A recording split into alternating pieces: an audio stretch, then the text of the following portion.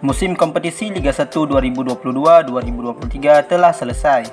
Klub asal Sulawesi Selatan PSM Makassar berhasil keluar sebagai juara Liga Indonesia, mengakhiri 23 tahun penantian mereka setelah juara di tahun 2000. Lalu bagaimanakah perjalanan tim berjuluk Juku Eja tersebut hingga bisa mendulang trofi Liga 1 musim ini?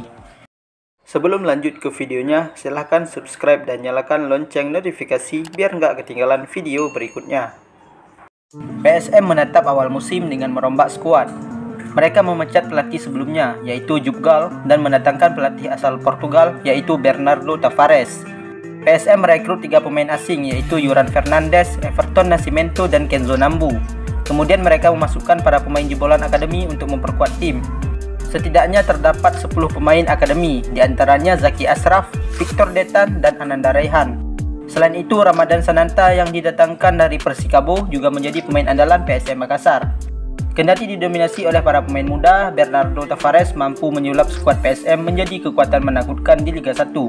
Sementara itu, dalam mengarungi kompetisi musim ini, PSM harus berkandang ke kota Parepare, Sulawesi Selatan yang berjarak 153 km dari Makassar. Hal ini tidak terlepas dari kondisi Stadion Batu Angin yang telah dibongkar pada tahun 2020 kemarin. Akhirnya Gelora B.J. Habibie Parepare menjadi opsi home base PSM Makassar. PSM yang menjalani 13 laga kandang di stadion ini mampu menyapu 12 laga dengan kemenangan dan 1 imbang tanpa sebarang kekalahan. Keangkeran Stadion B.J. Habibie juga menjadi saksi kemenangan besar PSM 5-1 atas Persib dan 3-0 melawan Persebaya. PSM yang ikut berlaga di AFC Cup mewakili Indonesia bersama Bali United berhasil lolos hingga ke partai final zona ASEAN, meskipun harus kalah 2-5 dari Kuala Lumpur. Kekalahan itu menjadi titik balik mereka untuk mengubah fokus ke perburuan juara Liga 1. PSM bersaing dengan 2 tim, yaitu Persija Jakarta dan Persib Bandung. Sempat kejar-kejaran poin dan saling berganti di papan atas Liga 1, akhirnya PSM Makassar berhasil memenangkan persaingan dan mengunci gelar juara di pekan ke-32. Setelah menang 1-3 dari Madura United dan mengoleksi 72 poin yang tidak bisa dikejar oleh Persib Bandung yang berselisih 13 poin dengan sisa 2 pertandingan. Di akhir musim, PSM sukses mengakhiri kompetisi dengan 75 poin, unggul 9 poin dengan Persija Jakarta sebagai runner-up. PSM mengukir rekor sebagai tim yang paling sedikit menderita kekalahan. Mereka hanya kalah dari Madura United 1-0, Persija Jakarta 4-2, dan PSIS Semarang 4-0. Yakob Sayuri dan kawan-kawan juga menjadi tim dengan jumlah kemenangan beruntun terbanyak.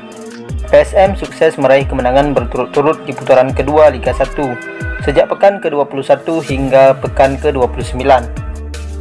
Pada pertandingan terakhir melawan Borneo FC, PSM yang sudah memastikan gelar Liga 1 tetap memperlihatkan permainan yang menarik. Tim besutan Bernardo Tavares unggul cepat melalui Yance Sayuri di menit ke-12, lalu Yakob Sayuri menit 31, lalu ditutup dengan gol William Pluim menit ke-60. Dengan kemenangan ini sekaligus melengkapi seremoni juara PSM, apalagi bermain di hadapan pendukung sendiri. Tak hanya keluar sebagai juara Liga 1, PSM turut mendapat beberapa penghargaan. Kapten mereka William Pluim dinobatkan sebagai pemain terbaik Liga 1 2022-2023 berkat penampilan konsisten di sepanjang musim dan torehan 10 gol di kompetisi. Begitu pula dengan sang pelatih Bernardo Tavares yang terpilih sebagai pelatih terbaik. Racikan taktik brilian pelatih berkebangsaan Portugal tersebut sukses mempersembahkan gelar juara Liga 1 meski bukan sebagai tim unggulan. Itulah tadi ulasan singkat tentang perjalanan PSM Makassar menjadi kampion Liga 1 musim ini. Ewako PSM Makassar.